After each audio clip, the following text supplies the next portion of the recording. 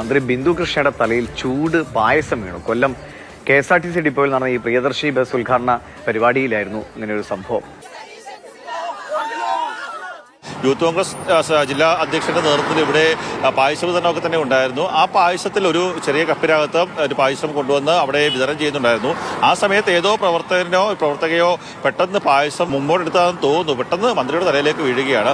മന്ത്രി ഞെട്ടിത്തിരിച്ചു പോയി. ആ ഉദ്ഘാടനത്തിന് തൊട്ട് മുമ്പ് ഉദ്ഘാടനം ഫ്ലാഗ് ഓഫ് ചെയ്തു. അതിനുശേഷം യാത്ര തുടങ്ങുന്നതിന് തൊട്ട് മുമ്പാണ് സംഭവം ഉണ്ടായത്. ഇത് ആരുടെ കയ്യിൽ നിന്നാണ് ഇത് വീണതെന്നോ ആരാണിത് തലയിലേക്ക് ഒഴിച്ചതെന്നോ ഒന്നും അറിയില്ല. പക്ഷേ വീണത് മന്ത്രിയുടെ തലയിലാണ്. നല്ല ചൂടുള്ള പായസമായിരുന്നു. ആ വെട്ടിത്തിളയ്ക്കുന്ന പായസമായിരുന്നു. പെട്ടെന്ന് പ്രവർത്തകരും അതുപോലെ തന്നെ ബാക്കിയുള്ള വനിതാ പ്രവർത്തകരൊക്കെ തന്നെ ചേർന്ന് തുണി ഉപയോഗിച്ച് തലയിൽ വീണ പായസമൊക്കെ തന്നെ തുടച്ചു മാറ്റിയും. ആ സമയത്ത് വലിയ ബുദ്ധിമുട്ട് ആരോഗ്യ പ്രശ്നങ്ങളൊക്കെ തന്നെ ഉണ്ടായിരുന്നു. എന്നാൽ പിന്നീട് അല്പനേരം യാത്ര ചെയ്തു. ചിന്നക്കട വരെ മാത്രമേ മന്ത്രി യാത്ര ചെയ്തുള്ളൂ. അവിടെ യാത്ര ചെയ്ത് ആ യാത്ര അവിടെ അവസാനിപ്പിച്ച് നേരെ പുറത്തേക്ക് ഇറങ്ങിയായിരുന്നു.